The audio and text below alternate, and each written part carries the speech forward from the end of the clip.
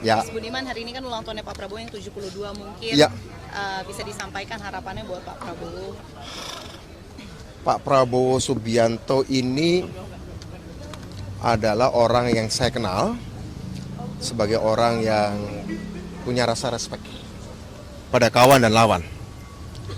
Respek itu ditujukan bahwa beliau itu percaya pada loyalitas, menghargai kawan dan menghargai lawan. Dan saya senang ketika saya bertemu dengan Pak Prabowo pada 18 Juli sampai sekarang saya melihat bahwa beliau respect pada saya, apapun posisi saya.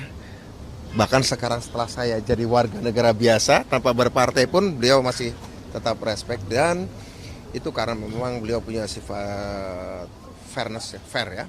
Dan saya berharap di ulang tahun ke-72 ini beliau tetap bisa mempertahankan itu. Dan sebagai seorang yang sekarang mendukung beliau, saya berharap kualitas ini terus dipertahankan sampai mencapai kemenangan secara politik. Kan tuntutan MK Oh, oke. ya, ini soal banyak yang menyebut bahwa tuntutan MK ini cukup Mas, membuka ruang untuk melanggengkan politik dinasti, kemudian memang dikhususkan hanya untuk satu atau dua orang, which is ini adalah putra sulungnya Pak Presiden, Gibran Raka Buming Raka begitu, untuk bisa maju jadi cawapres. Mas Budiman merasa bahwa memang aturan ini cukup janggal, Mas, karena melihat ada beberapa ada beberapa gugatan ditolak dengan dalil yang mirip begitu, tapi di putusan yang terakhir untuk khusus dengan Almas Sakti Biru ini diterima begitu dengan Kalau nggak salah yang ditolak itu adalah soal usia ya. Yang soal ditolak adalah usia, kemudian diterima adalah soal pengalaman sebagai sebagai kepala daerah. Meskipun katanya sih masih ada perdebatan, berpengalaman itu artinya sudah selesai, tuntas atau masih berjalan. Saya pikir dan atau sedang, Mas. Jadi dan atau sedang benar. Jadi sedang Saya tidak punya kapasitas untuk melakukan penilaian secara hukum, tapi menurut saya ini tentu saja akan menjadi pertimbangan bagi siapapun. Dan saya berharap ini juga memberikan ruang bagi anak-anak muda yang lain. Saya tahu bahwa ada yang pro kontra menyampaikan pada saya, tapi saya pikir pro kontra ini akan menjadi pertimbangan oleh Pak Prabowo Subianto dari masyarakat, baik itu kelas menengah, kelas bawah. Tapi saya pikir saya sebagai warga negara yang taat konstitusi, dan MK adalah Mahkamah Konstitusi yang keputusan yang mengacu pada konstitusi kita, tidak dalam posisi saya pertanyakan. Tapi kalau ada penilaian dari teman sebagian orang bahwa ini untuk Pak Mas Gibran ya, saya pikir itu juga adalah sebuah pendapat demokratis. Tapi menurut saya kok yakin Pak Jokowi adalah seorang pemimpin yang profetik itu pemimpin yang punya misi-misi mulia.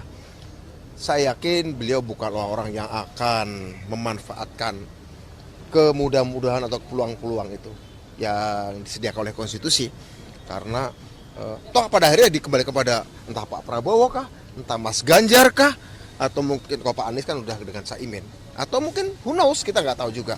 Saya pikir Pak Prabowo atau Pak Ganjar, kalau ada pertimbangan tentu saja pasti pertimbangan yang lebih daripada sekedar konstitusi. Mungkin secara elektoral apakah memang memenuhi, dan apakah memang Mas Gibran dipasangkan dengan Pak Prabowo atau Mas Ganjar bisa menjadi pasangan yang tepat. Meskipun saya pernah juga sampaikan pada Pak Prabowo Subianto bahwa memang beliau melihat usia beliau yang sudah senior memang layak didampingi oleh yang lebih muda.